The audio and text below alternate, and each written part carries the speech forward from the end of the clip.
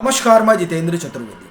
चर्चा है कि 6 जून को इंडी ब्लॉक की बैठक होने जा रही है और उसके ठीक पहले जिस तरह का खेल शुरू हुआ है उसने न सिर्फ राहुल गांधी के इकबाल पर सवालिया निशान खड़ा कर दिया है बल्कि उन लोगों के भी मुंह पर कालिख पोत दिया है जो इस समय राहुल गांधी के गुणगान में लगे हुए हैं और ये बताने से न गुरेज कर रहे हैं, न परहेज कर रहे हैं और न उनको शर्म आ रही है कि साहब राहुल गांधी ने बड़ा भारी काम कर दिया।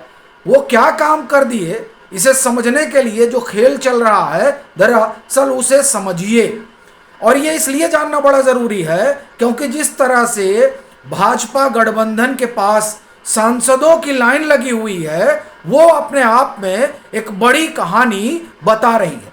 तो वो कहानी क्या है, कितने सांसद खड़े हैं, ये सब हम लोग समझेंगे और जानने की कोशिश करेंगे कि आखिर किस तरीके का गेम हो गया है जिसकी कोई चर्चा नहीं कर रहा है, अखबार जिनको उठाने से गुरेज कर रहे हैं। तो वो कहानी क्या है वो थोड़ा सुनिए। शुरुआत पश्चिम बंगाल से ही करते हैं क्योंकि सबसे बड़ा खेल तो वहीं हुआ। ममता बनर्जी के जो भतीजे हैं अभिषेक बनर्जी, उनको कूट दिया, जनता ने कूट दिया। कल्याण बनर्जी उछलते कूदते गए कि हम कुछ करेंगे, उनको भी जनता ने कूट दिया। अब इस कुट्टम कुटाई के बीच टीएमसी ने बाकायदे बैठक बुलाई। साहब 20 विधायक पहुंचे, 60 विधायक नदारद। फोन बंद है 60 विधायकों का, कहाँ है पता ही नहीं है। कुछ लोग कह रहे हैं दिल्ली चले गए हैं, न मालूम कहाँ चले गए हैं। यही नहीं हो रहा है। एक बड़े पत्रकार हैं पश्चिम बंगाल के, उन्होंने कहा कि ये तो सिर्फ विधायकों की कहानी है, सांसद इसमें लगे हुए हैं कि किसी तरह से भाजपा हमको अपने यहां ले ले। और वो बताते हैं कि तकरीबन 25 सांसद राह जोड़ रहे हैं कि कैसे अमित शाह जो है वो हरी झंडी दिखाएं। क्योंकि देखिए निर्णय तो अमित शाह को करना है, तो वो इसमें लगे हुए हैं कि भैया अमित शाह कह दें हाँ बस हम आ जाएं, अपनी जान छूटे इस टीएमसी से। और यही हाल विधायकों का है। और ये कहानी सिर्फ पश्चिम बंगाल की नहीं है, ये आप ख्याल रखिएगा। इससे अलग कहानी और इलाकों में भी पक रही है और उसके पकने का कारण है वो ये कि बीजेपी जीत की गारंटी है। भाजपा का गठबंधन आपको सत्ता में लाने का एक तरह से कहा जाए कि 100% मामला है। और इंडी ब्लॉक या राहुल गांधी के साथ खड़े होने का मतलब है 100% सत्ता से बाहर। और देखिए राहुल गांधी का स्ट्राइक रेट भी 100% का है। अभी तक चुनाव हारने में तो उनसे बड़ा कोई नेता नहीं होगा जो लगातार इस तरीके से चुनाव हारा हो और उसके बाद में भी उनके गुणगान में कोई कमी नहीं है। अभी आप जाकर देखिए तो कुछ लोग बाँचने में लगे हुए हैं कि नरेंद्र मोदी का ग्राफ गिर रहा है। समझ में नहीं आता नरेंद्र मोदी का ग्राफ गिर कैसे रहा है जब 2024 का अगर लोकसभा चुनाव का नतीजा आप देख लें, जहां भाजपा ने वाकई में खराब प्रदर्शन किया अगर आप 2019 की तुलना में देखेंगे तो।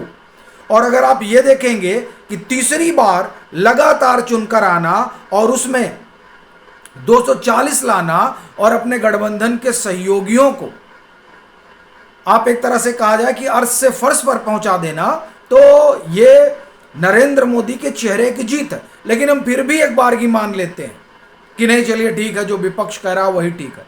अगर वाकई में नरेंद्र मोदी का ग्राफ गिरा है तो हरियाणा कैसे जीत गई बीजेपी 2024 में, महाराष्ट्र कैसे जीत गई बीजेपी, बिहार कैसे जीत गई। बिहार में तो सबसे ज्यादा सभाएं प्रधानमंत्री नरेंद्र मोदी ने की, कैसे जीत गए भाई, हारना चाहिए तो।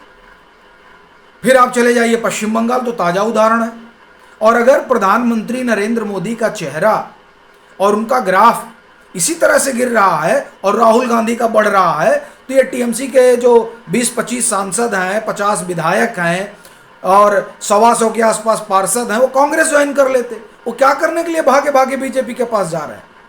वो क्यों चाहते हैं कि अमित शाह हरी झंडी दे दें? अरे जाए ना साहब, राहुल गांधी के पास खड़े हो जाए। नहीं खड़े होंगे क्योंकि वो जानते हैं कि राहुल गांधी हार की गारंटी है। तो ये हमने आपको 20-25 का किस्सा सुनाया। आगे देखिए क्या हो रहा है। आगे की कहानी इससे भी आप एक तरह से कहें कि ज़्यादा खतरनाक है। क्यों? क्योंकि राहुल गांधी जिस तरह का शिगुफा छोड़ रहे हैं, उस शिगुफे से इन्हीं के लोग जो है वो परेशान हैं। हालांकि महिमा मंडन में कोई कसर नहीं छोड़ी गई है। पूरा बताया जा रहा है कि देखिए कर्नाटक में इन्होंने तीर मार दिया। अब ऐसा तीर मारा है कि वो आप एक तरह से कहें कि न निगलते बन रहा है और न उगलते बन रहा है। नो डाउट आपने डीके को बिठाने का निर्णय ले लिया, और डीके जो है वो बड़े स्ट्रेटेजिस्ट माने जाते हैं। उन्होंने कई बार जो है ऑपरेशन लोटस फेल किया है, ऐसा दावा किया जाता है। लेकिन सवाल यह है कि क्या वाकई में ऑपरेशन लोटस हुआ था जो उन्होंने फेल किया? भाई ऑपरेशन लोटस अगर वाकई में माना जाए कि उन्होंने फेल किया है, तो ये महाराष्ट्र में सरकार कैसे पलट गई थी? बचा लेना चाहिए था। तो कुल मिलाकर अगर आप देखें तो कहानी जो है वो बड़ी गड़बड़ चल रही है इंडी ब्लॉक के लिए। उद्धव ठाकरे के 4 सांसद एकनाथ शिंदे के संपर्क में।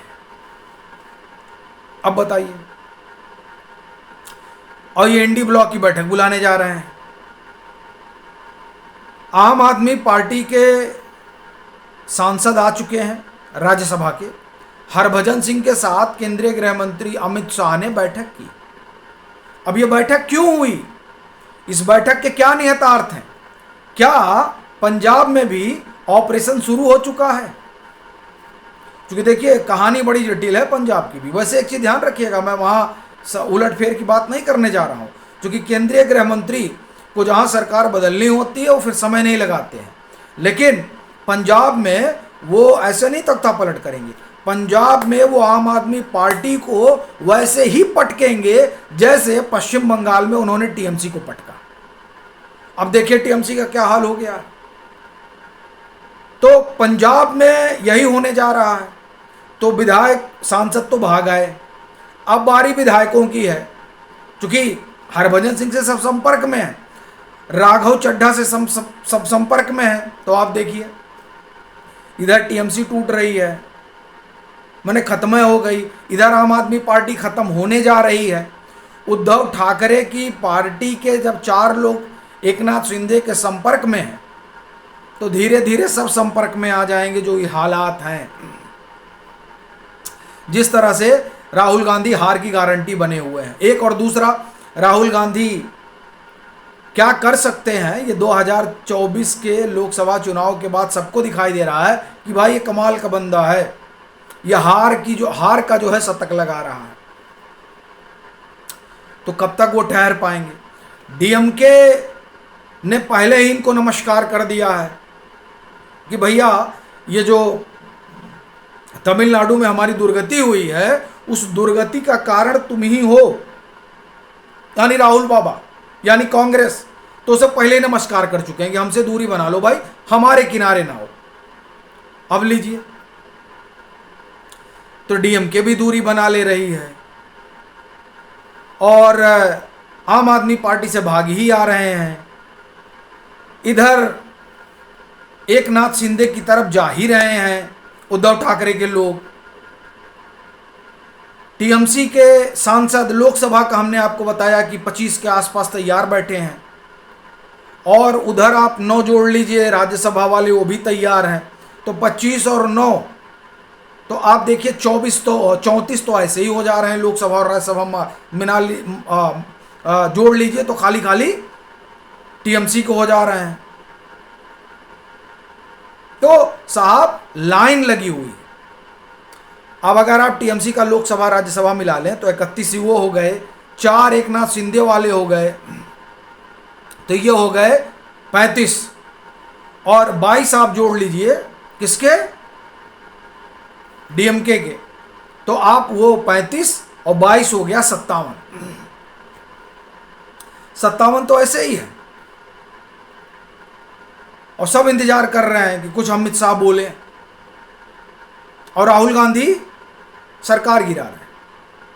राहुल गांधी की जो पूरी मंडली है लुटियन टीले पर बैठी हुई, वो राहुल गांधी का ग्राफ बढ़ा रही है। पुश, पता नहीं कहां से पुश हो रहा है, समझे नहीं आ रहा। तो ये साहब अमित शाह है, और अमित शाह ने कहा ही था कि कांग्रेस मुक्त भारत करेंगे, तो वो उसमें लगे हुए हैं। और राहुल गांधी जितना भी दांव खेल रहे हैं, हर दांव उनका उल्टा पड़ रहा है, और कर्नाटक वाला तो पूरी तरह से फेल हो गया है। जिस ओबीसी पॉलिटिक्स के सहारे वो नरेंद्र मोदी को घेरना चाहते थे, दरअसल उसी ओबीसी पॉलिटिक्स में राहुल गांधी खुद घिर गए हैं। जिस तरह से सिद्धरमैया गए हैं, आप ये समझ लीजिए कि राहुल गांधी ने एक गलती उनके पिताजी ने की थी, जब तुष्टीकरण के आगे उन्होंने घुटने टेक दिए थे, और एक गलती राहुल गांधी कर रहे हैं। ये गलती जो है, ये कांग्रेस को रसातल में पहुंचाकर मानेगी। ये जान लीजिए, ये जो सांसदों का लाइन लगा हुआ है ना, ये लाइन यूं ही नहीं लगा हुआ है। बाकी आप लोगों की क्या राय है, जरूर साझा करिएगा।